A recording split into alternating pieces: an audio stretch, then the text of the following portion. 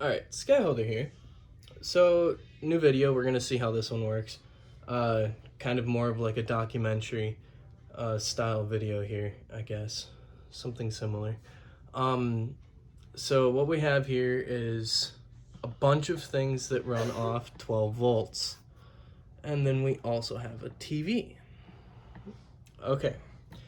So, as you know, everybody knows what, a regular power supply is, right?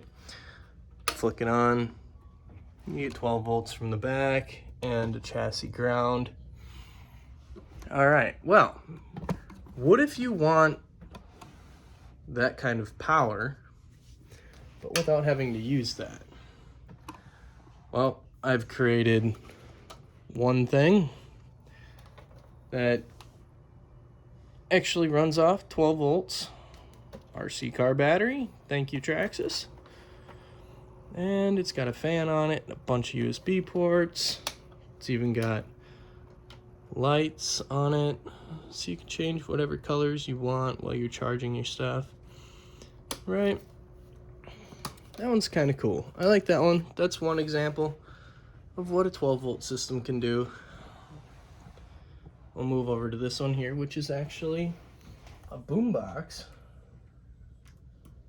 Now this is completely standalone. As you see, there's no other wires hooked up to it. Everything is ran to the inside. Excuse the extra wires there, didn't want to cut them. Got a little radio antenna. See if we can get that to... Alright, so we're in an apartment, so might not get anything special, but you help make WPR possible. Obviously it works. Got a little power switch on it, so you can still read the voltage. Kind of basic stuff. Alright. So then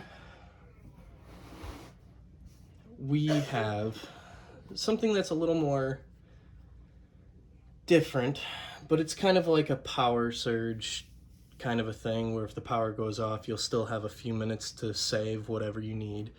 This is great for like your Xbox or something smaller that's not going to take a whole lot of power.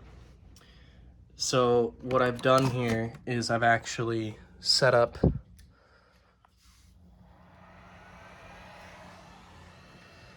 an ability to run a TV. Wait a second.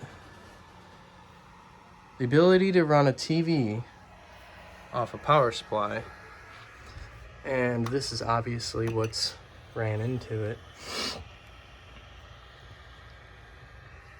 Okay, there we go. That is unplugged, and we are still showing that the TV is plugged in. And no, it's not plugged into the wall, it's plugged directly into that. And we do have an HDMI, so I can turn on my Xbox, but I just wanted to show that it works, and that I also have this set up to, hold on a second, let me put you back in the mount. I also have it set up to plug in. Sorry, I've got the sniffles, I'm still kind of sick. So you can read, this is why I did that wiring setup. So I can still read the voltage at which this is sitting at, and or use that with those batteries. This setup is actually not nearly as strong as this one, like an actual LiPo battery for an RC car, but the difference is you can run these charging while you're using them. So I can plug this in, right? Plug it in, and I can still use this. It's still operating, nothing happened. It's still got the TV powered on. So I'm gonna go ahead and I'm gonna turn on my Xbox.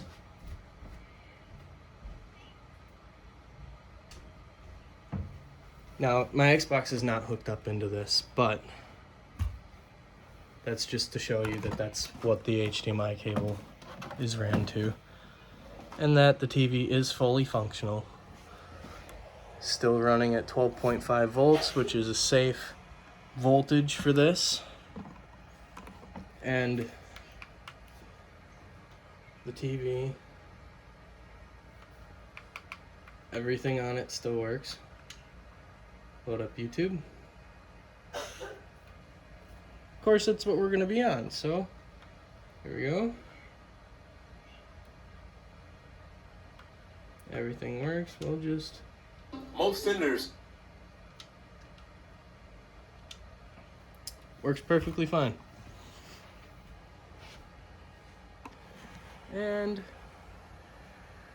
so basically what I'm trying to get at here is if you need to be like outside or like in a field and you want to run like PA systems or like a projector or and like a game console or really anything, all of this stuff is completely portable except for your home power supply. And the best part is, if you're running a setup like that, you can also plug it into the vehicle. So the vehicle can charge those batteries as well. So you'd have like, kind of like a buffer, kind of like a,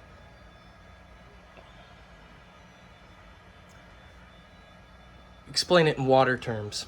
That is a big water tank, and that's a little funnel to give you power, or to give you the water, right? So you got like a little tube giving you power, and then you have the big tank or a reservoir to give spurts of water, big jumps in power, because that's what this is. So instead of like a little bit of a water coming out, you can shoot a whole bunch of water out at the same time. That's why I have those there with this setup. Because I know that with like PA equipment, there are jumps in how much power is drawn. I know in setups like that, where there's bass, that constant punching of the bass, you kind of want that buffer there so that your voltage doesn't drop as much. Yeah, so that was today's video. Still sick. It's been, I think, 4 or 5 days now, but starting to sound a little better, and still working. It has dropped a little bit, but it'll continue to work all day. It gets to about 12 volts, and then it just kind of sits even at 12 volts. So, yeah. Nice little setup. Sit here and play on my Xbox. I might just play some Forza. Y'all have a good day.